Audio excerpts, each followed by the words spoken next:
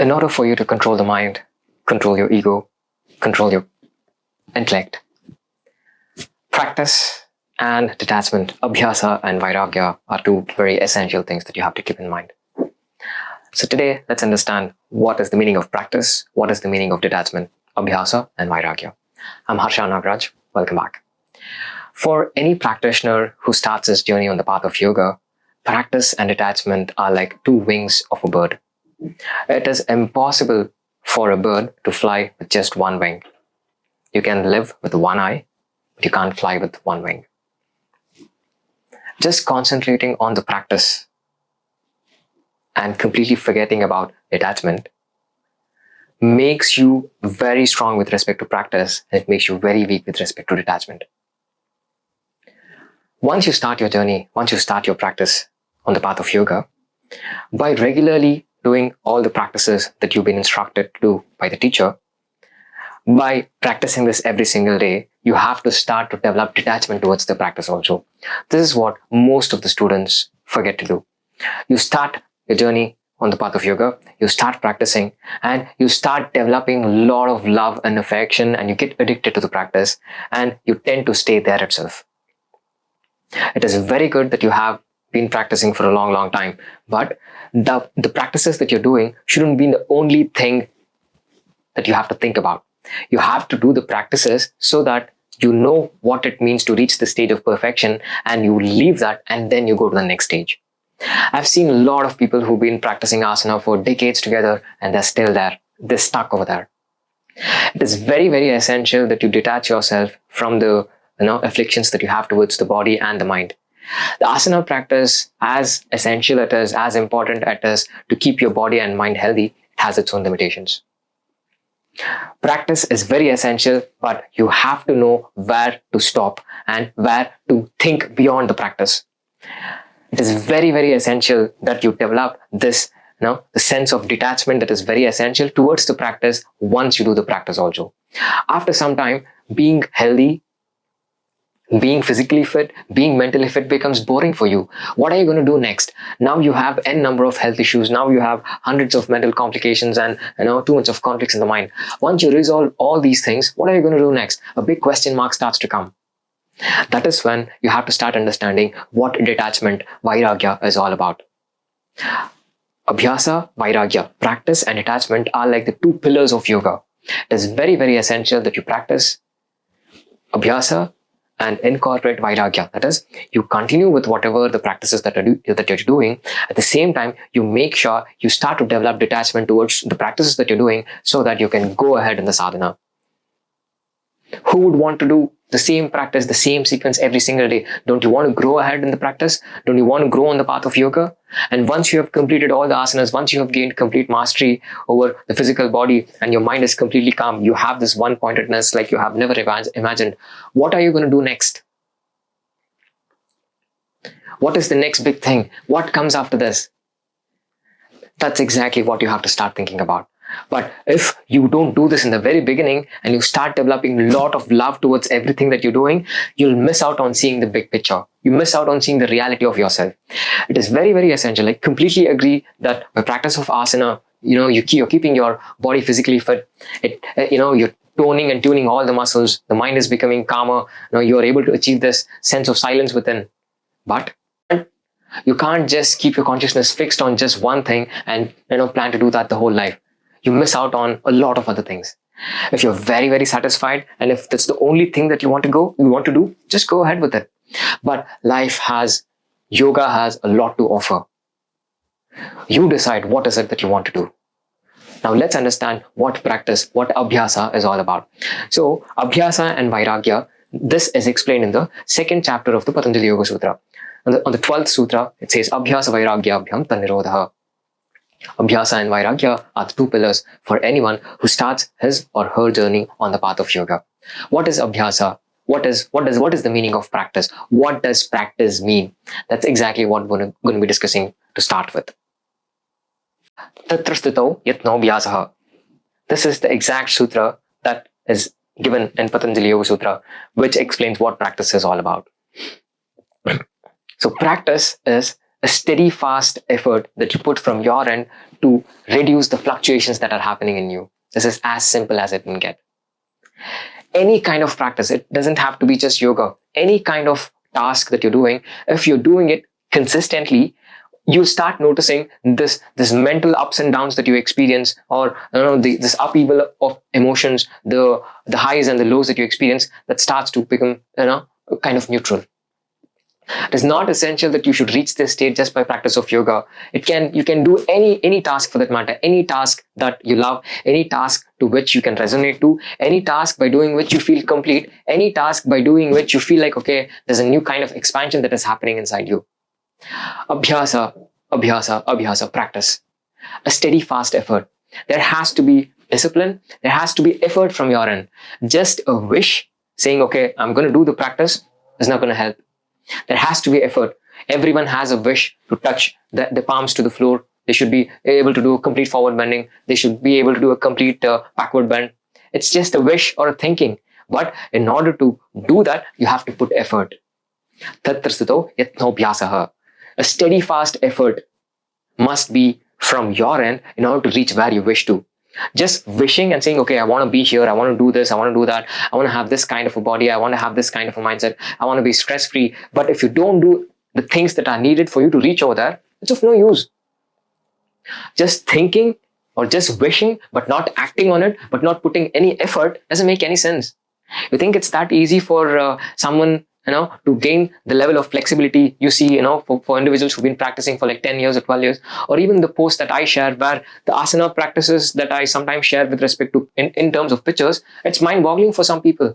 They start to wonder, how is it humanly possible? Yes. It took a lot of effort. It took years to get. It's been close to a decade close to more than a decade since I started practicing. It takes a lot of effort, and it's, of course, was it painful? Yeah, it is painful. But once you come out of the pain, the feeling you get once you reach that stage of perfection in the asana, the only individuals who have experienced it will know what exactly I'm talking about. There's always effort. There's always effort. And you'll enjoy the effort once there is love towards what you're doing. Since most of the time there is just effort, but since there is no love, the task that you're doing, you start feeling like, you start feeling like someone is pressurizing you. 90% of the time, it's the same. There is effort, but there is now love. There is no respect. When there's no love and there's no respect, but there's a lot of effort, in whatever you wish to achieve, it doesn't matter if you do it for 100 years, you won't be able to reach where you're supposed to reach. Practice, abhyasa, with love, with respect, helps you grow to the stage, what we call as anushtana. See, practice is what we call as abhyasa. And so it's a very, very common word that I can use in order to say what abhyasa is all about in English. So practice is when there is determination, there's discipline. Anushtana is when everything that you're doing, it becomes religious. You start to see a sense of meaning in it. In the earlier stages, there's a lot of effort that is involved in order for you to do a certain set of asanas, for you to do a certain set of practices. All the time, you're constantly pushing yourself. But after a certain stage, what happens is, once you reach that stage of perfection, you start to think, okay, this can't be exactly what I'm thinking. You start to wonder this. There's something beyond this. That's when the mind starts to open up. The very practice that was doing now becomes religious. Now you become more dedicated. You start seeing a lot of meaning. You start connecting to it. You start to resonate with it. In the initial stages, it's very difficult for you to pay attention to every minute detail of what is happening inside you. Because when you're on the mat, you'll literally be sweating. You'll be, by making ends meet, you'll be able to balance. You'll be able to hold the posture of whichever asanas that you're doing, or you'll be able to do the, retention when you're practicing pranayama. But once this practice is continued for a long duration of time, a lot of effort is put into it, the practice becomes kind of devotional. You start seeing a lot of meaning in it. A sense of completeness starts to come in. This is what we call as abhyasa, anushtana. Everyone does practice, but there are a very small percentage of yoga practitioners or yoga teacher who journey from abhyasa to anushtana. It is very, very essential for each and every yoga enthusiast or the yoga teacher for him or her to graduate from abhyasa to anushtana. move from the metaphysical level and make it a religious routine for you, and start deriving energy from it. And once you start deriving energy from it, there's no better feeling than that. Then in that stage, you start to realize, okay, this is not exactly what I thought it was in the very beginning stage. You start seeing a lot of things by doing the same practice that you were doing 5 years ago, 6 years ago. Tatra sthitau yatnopyasaha. Practice is a steady, fast effort that you indulge yourself in order to free yourself from all the fluctuations that are happening in the mind, in the intellect, and in the ego. A lot of fluctuations happens within us, in our mind, in our ego, in our intellect. So what is it that you can do in order to get rid of all the ups and downs that are happening in the mind, ego, and the intellect? Stick to one kind of practice, be it asana practice, be it painting, be it something creative, traveling, anything. It can be anything. You shouldn't restrict yourself just to yoga. If it's yoga, well and good. If it's not yoga, take these principles, take this knowledge that is there being laid out by the great sage Patanjali and apply it to your life and see where it, how you can grow in it. Abhyasa. Tatra sthito yatnobhyasaha. So I told you, practice is a steady, fast effort. But how do you put the steady, fast effort? That's what he explains in the next sutra. So tu dhirga kala nirantarya satkara sevitu drudabhumihi. Means practice has to be done rigorously. So tu dhirga kala, it has to be done for a longer duration. Nairantarya, consistently. For you to have a very strong foundation with respect to whatever yoga practices that you're doing, it is very, very essential that you do it consistently. It is not possible to achieve perfection in a headstand or a handstand just by practicing for 6 months. I myself would have fallen down while practicing headstand at least some 200, 300 times. Now it's impossible for me to fall. Why? Because I've fallen in every imaginable way that one can think of. There are numerous ways in which you can just fall when you come up while you're practicing headstand. People ask, how is it that you have so much of stability? Why? How do I have that level of stability? It's because I've fallen in hundreds of unimaginable ways. I've practiced it for such a long duration. I can practice get up right from bed and practice Shoshasana whenever I want. I have tuned and tamed the body to such an extent so that it listens, and most importantly, it obeys to whatever I command it to do. It is in complete control. And it wasn't like this earlier. It took years and years of practice.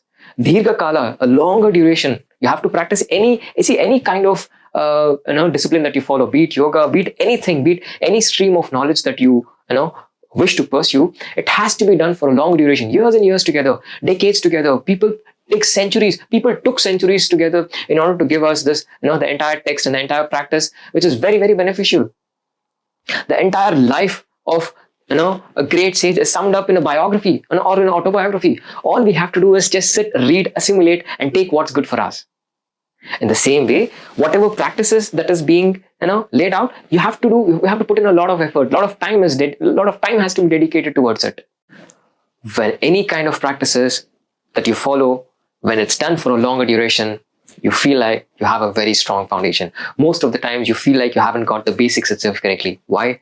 Because there has been a lack in consistency with respect to whatever you do. You haven't understood in and out of everything that one needs to understand with respect to the practice. And that's why a big question mark exists. When you reach a perfection with respect to any kind of practice, you'll know everything there is there to know, even with respect to failure with respect to that particular practice. If you do not understand and if you haven't experienced failure, it is impossible to reach perfection. Failure is the most essential thing for anyone who wishes to reach a state of perfection. That is exactly what abhyasa means. Consistent practice over a longer duration of time with repeated failures. You practice thousands of times and then you reach a point where you feel like, okay, I'm complete.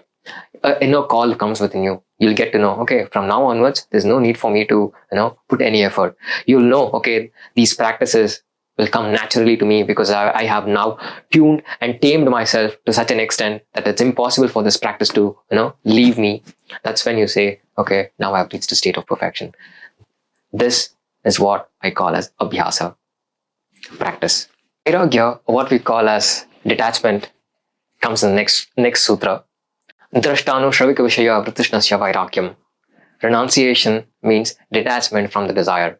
You would have heard a lot of people use the word detachment, what we call as vairagya, as if they've understood everything about what vairagya is. It is not that easy to reach the state of complete detachment from everything.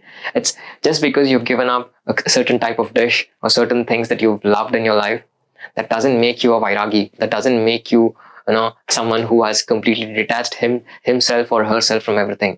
There are different stages in which this happens. There are 4 stages in which the detachment happens. This is what we call as yatamana, vetireka, ekendriya, vairagya, and then comes paravairagya.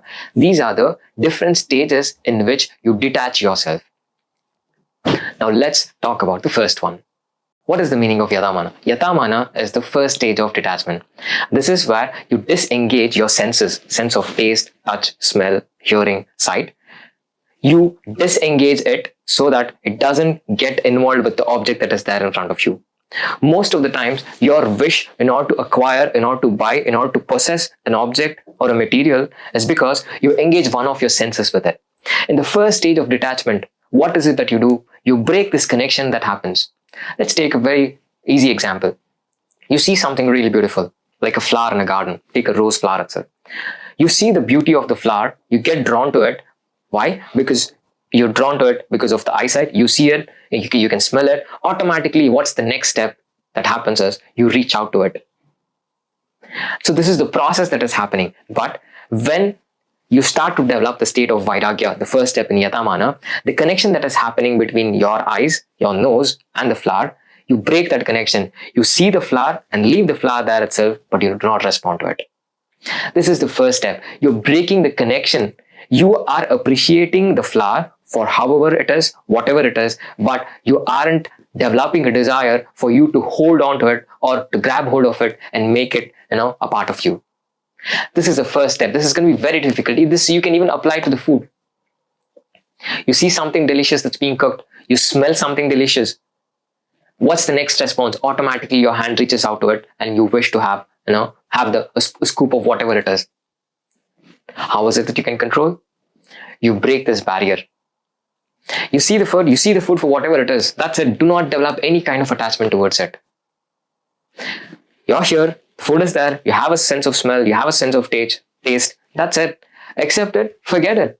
The more you keep responding through the senses, the more miserable it becomes, because it's a never-ending process. See, if you keep feeding your senses, you'll keep feeding your senses throughout your life. There's absolutely no end as such. Sense of taste, it goes on.